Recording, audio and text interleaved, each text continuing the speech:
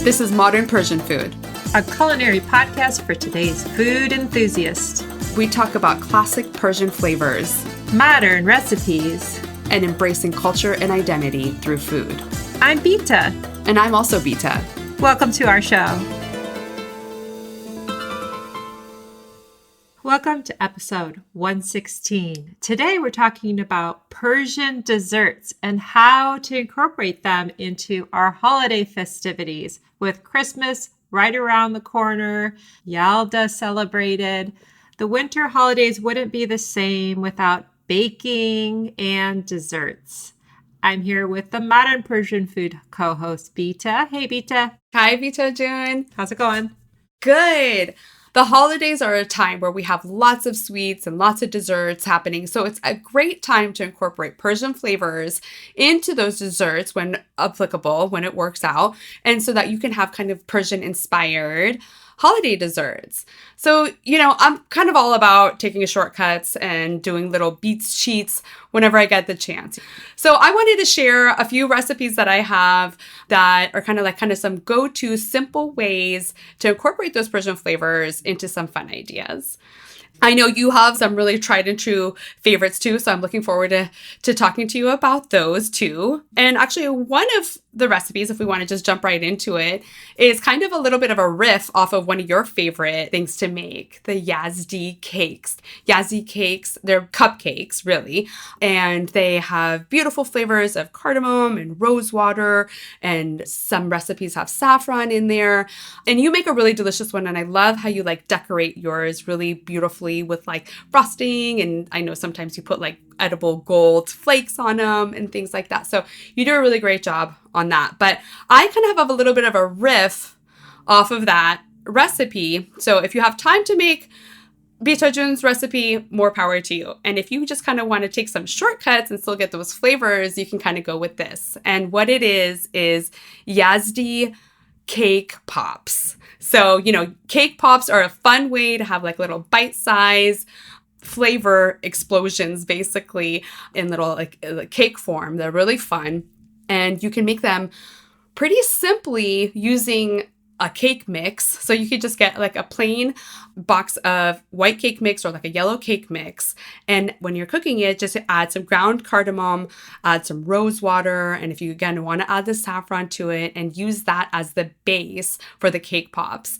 And if you've never made cake pops before, you bake the cake and you basically break it all up and you mix it with frosting and you roll them into little balls, and then you can dip them. And I would recommend dipping them in white chocolate or some flavor with vanilla, and maybe garnishing them with pistachios and sticking the little lollipop handle in there, and you have a really fun and festive, delicious Persian flavored cake pop. How cute. I love that idea.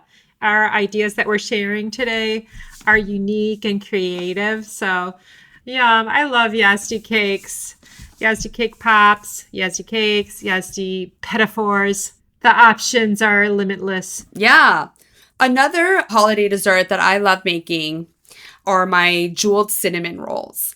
So every year, every Christmas morning in our family, we make a big batch of cinnamon rolls. And so I wanted to kind of add some Persian flair to our standard cinnamon rolls. And what I do now is I make these jeweled cinnamon rolls. And what it is basically the regular rolls, but layered in with dried nuts and dried berries. So I love putting dried cherries in there and chopped up pistachio along with butter and brown sugar. You can kind of mix and match whatever nuts or dried fruit that you want in there.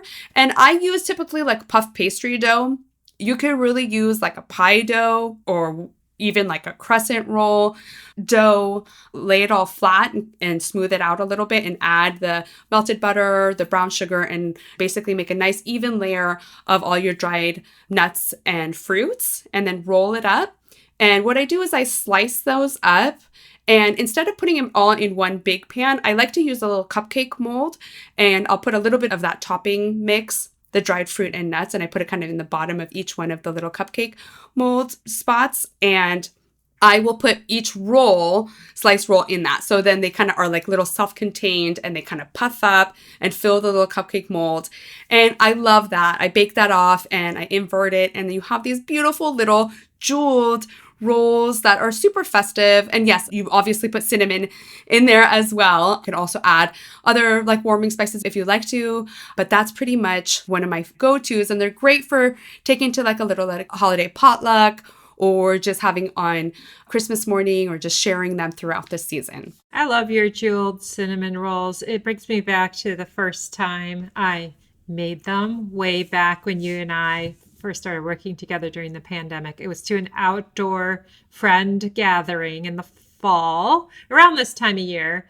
It was a potluck and I brought them and I remember tasting them and thinking that they kind of tasted like baklava, but they were so easy to make and really fun way to use the ingredients that you probably already have if you're celebrating Yalda, if you're making ajil.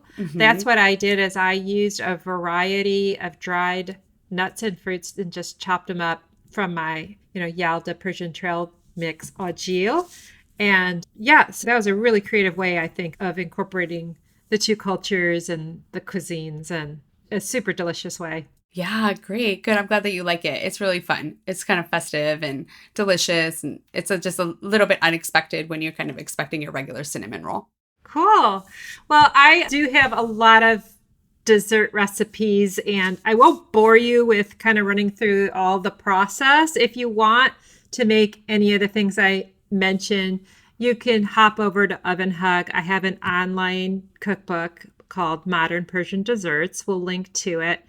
You can also just search up by the name of the recipe, but I did want to highlight a couple just because they came to mind for me because they are wintry. They have sort of winter ingredients and they're very different. One has a super short ingredient list that I think you'll appreciate, Bita. Yes, tell me. And the other one has a long ingredient list, but I like them for different reasons. So let's start with the first one that came to mind for me. It's my gluten-free Persian walnut cookies. They're basically noon agerdawi, which means like walnut cookie in Farsi, quite simply. So there are different kinds of walnut cookies in Persian cuisine. And these that I'm referring to are the tiny little sort of thumbprint size walnut cookies that are hard and crunchy. And they have 4 ingredients. That's it. Oh my goodness. They're so easy to make. And I'm going to share an even more pared down version than I have in my site. But the basic ingredients you probably have are eggs, powdered sugar, walnuts, and vanilla.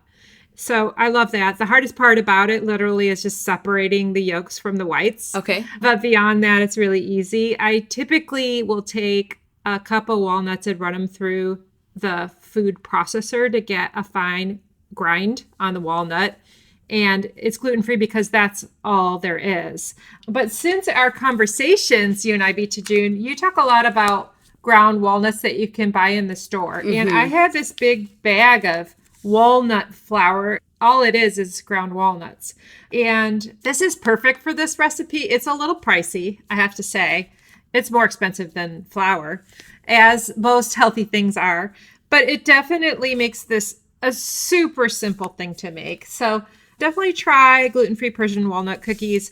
The way that I make the tiny little shape is after I, follow the process and mix everything together. I put it in a Ziploc bag, cut a little corner out of the bag, and squirt out the cookie shapes. Oh, it's that soft of a dough that you can just squeeze it out like that? It is. It's a pretty wet dough, but it works out. Works out great. And they're really good. They're tiny, easy to eat. I love them. I might just be making them. I love that. You can garnish them with anything you want. Usually I try to garnish with a little bit of sesame seeds, but you could use a nut, or just, skip the garnish altogether. And I love having ground walnuts or walnut flour on hand. It just makes it so much easier to make some of the recipes like a fesenjun, or in your case, these walnut cookies, or if you want to kind of incorporate it into some other dish. It's like great. I love it. I keep it in my freezer. And anytime I kind of want to make something like that, it's nice to just be able to have that ingredient like ready to go, as opposed to, if you have to like shell the walnuts or you have to ground them, it makes it very convenient. Good point. If you're going to pick up the ingredient, it's kind of a specialty ingredient to make Persian walnut cookies. Why not go ahead and make fesenjoon? Yeah, exactly. It is one of our favorite cold weather meals to make. Yeah. So the next one that I want to share with you is orange cardamom tea cake. Ooh. This one has a long ingredient list, but don't be afraid of that. This is a healthy one. So my site, Oven Hug, has gone through all sorts of transformations of being health food based and now being more Persian food based. And I think this one kind of touches on both because it has the Persian flavors of orange and cardamom, but it is healthy. I use whole wheat flour or whole wheat pastry flour in this recipe and a lot of honey. It doesn't have sugar, but you can, adjust it to your liking. So that's sort of why I call it healthy. It does have orange blossom water. That's a specialty ingredient. In an upcoming episode, we'll be talking more about orange. So if you do decide to make this and you pick up some orange blossom water, you can order it online. There are a few companies that make orange blossom water, and we'll highlight in just a week or two more about what you could do with orange blossom water. But it gives this cake a really lovely essence and flavor that is different. I really like it. This recipe also has orange and lemon zest in it. And I love it because we actually have a lemon and an orange tree in the back. I get to use some fresh orange and lemon. You can make this more holiday-ish by adding dried cranberries, chopped walnuts, dried cherries. You could almost turn it into like a fruit and nut cake. One thing I will say about this cake, it's got a bunch of reviews, so I think it's good, but it is not sweet. If you follow the recipe as I have it, it's almost like a bread. Uh-huh. If you like to bake and you want to make something on the healthy side, try this out. For the oil, I recommend a kind of like a light olive oil. There are some brands that make even a buttery flavored olive oil. And this is another thing that kind of makes this cake bread taste unique. So those are my baking shares today. Yeah, those sound delicious. I love that because I actually really do like the taste of whole wheat flour. So that'll be something that'll be right up my alley. And I love orange. And yes, we do have a very exciting episode coming up at the beginning of the year regarding orange. So hopefully people can learn more about how to use their orange blossom water in that episode. A lot of these desserts taste delicious with some hot tea. So always fun to have hot tea, Persian tea, dark amber color tea to go with these desserts. I have a few more things I wanted to share with you. I have this one cheat. It's not even a recipe. It's more just like assembly. And what it is getting cheesecake. So basically you can get like a big cheesecake. If you need to go somewhere or you have people over and you haven't thought about dessert, which happens to me quite often because, I get kind of all consumed with like the main meal and I kind of forget like dessert for me sometimes is really an afterthought. So this is a great recipe and you can actually stash this in your freezer. So like anytime kind of like you have an unexpected guest or you want to make something festive or you want to go somewhere and you want to take it with you, this is like a fun thing to do. And it's like Persian, I'll just call it Persian cheesecake. So it's basically store-bought cheesecake. Now you can get like a regular, the bigger like 7-8 inch diameter ones. They sell it in like the freezer section in a lot of grocery stores ready to go. And it's plain. Or you can use a little bite size, like, 1.5 inch size cheesecakes. I don't know if you've seen those or not, but I've been seeing those a lot in the freezer sections or like individual cheesecake. And basically you get your favorite jam. So I'm talking about like get some beautiful Persian quince jam or like a albalu sour cherry jam. And basically you just kind of get the cheesecake and you pour the jam on top of it.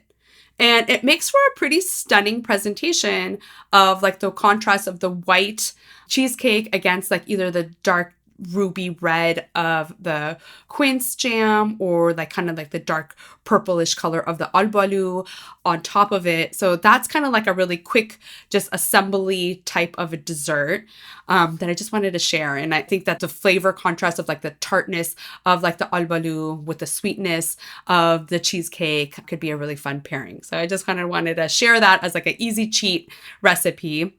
And I also just wanted to call out, if you did want to look for a few more ideas, we had a fun episode around Halloween that we talked about Persian Halloween candy. And two of the things that we talked about, Beatsits has a great recipe for this Persian brittle that kind of uses some regular ingredients that makes a really fun and unique twist to traditional Persian sohan brittle. And then I also talk about chocolate dipped pretzels that I had garnished with pistachio and zitish, which is like the dried barberry. And when I made those originally, I thought they really looked like Christmas trees. So it's kind of like a fun thing that if you want to break that out for the holiday season. Great ideas. Thanks for sharing. That was a lot. We hope we've inspired you. We do have a special Ask the Beats today. Yes. This one comes from Uncle Tony, who is my brother, and my kids lovingly call him Uncle Tony. And he has a question for us. So here you go. Hi, Bita and Beata. Love the podcast. I'm a Persian American born in the United States, but I do love Persian cuisine. I'm a person that loves desserts, but when it comes to Persian desserts, I find sometimes they use too much, or in almost every application, rose water, which I'm not a huge fan of. But I love sweetness. I love all the desserts except for that last tinge of the rose water. Do you have any recommendations on a substitute for that, or maybe a dessert that doesn't have rose water in it? Love to know. Thanks. Thanks, Uncle Tony. It was so nice to hear your voice. I hope to meet you one day. So yes, we do have substitute ideas for rose water. The main substitute for rose water is vanilla extract, pure vanilla extract. Yeah, we actually get this question a bunch because I agree. Sometimes that can be a little bit overpowering and may leave a little bit of a taste in your mouth. And for people who don't like rose water, it can really kind of turn them off. So yeah, vanilla, I think, is like the biggest go-to. For the majority of the recipes, vanilla is actually a really great substitute for it. You still get the aroma and the beautiful flavor profile, and it kind of adds something special to the dessert. So I would say that first and foremost, like vanilla would be a great substitution. Some other extracts could be great substitutions as well, like an almond extract would be good. Wait, Jojo, what do you think about orange blossom water that we were just talking about? What do you think about that for a substitution? Yeah, I was just going to say the thing about vanilla is that it kind of will keep the flavor profile of the dish without changing it too much. Vanilla really pairs with most baked or dessert items really well. If you want to choose something else, it'll change the flavor of it a bit. Mm-hmm. Orange blossom water is a Persian flavor, so that'll keep it Persian-ish. Another one is cinnamon. Oh, good point. Many Persian desserts have cinnamon anyway, so you could just maybe use cinnamon. That would be my take. If you are okay with changing the flavor profile a little bit, I would say like an almond extract would be really nice. But I personally wouldn't go like lavender or anything like that. I think it's going to change it too much. Okay. Some of the Persian desserts, like for example, falude comes to mind, where it's like an icy dessert that has like little rice noodles in it, that has rose water in it. But maybe if you omit the rose water and add more of the lime juice, maybe that would kind of like still have that burst of the flavor without the rose water. What do you think about that? Yeah, that's good. Uncle Tony said he doesn't particularly care for the taste of rose, but if your issue is that you can't find it or don't have it on hand, you can make it. I do love rose water, so I'm always going to advocate for it.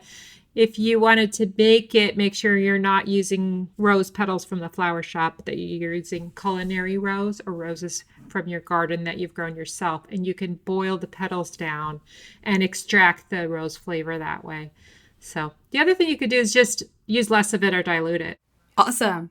Okay, great. Perfect. Thank you, Tony. We appreciate it. And thank you, Bita June, for a great conversation. Happy holidays, everybody. Happy holidays. Bye. Bye. You've been listening to the Modern Persian Food Podcast with Bita and Beata. Thanks for spending time with us. If you've enjoyed what you heard today, consider telling a friend or giving us a good rating. You can subscribe to our show for free on your favorite podcasting app or find us online at modernpersianfood.com or on Instagram for the recipes and information we talked about today. We'd love to hear your thoughts and see you next time.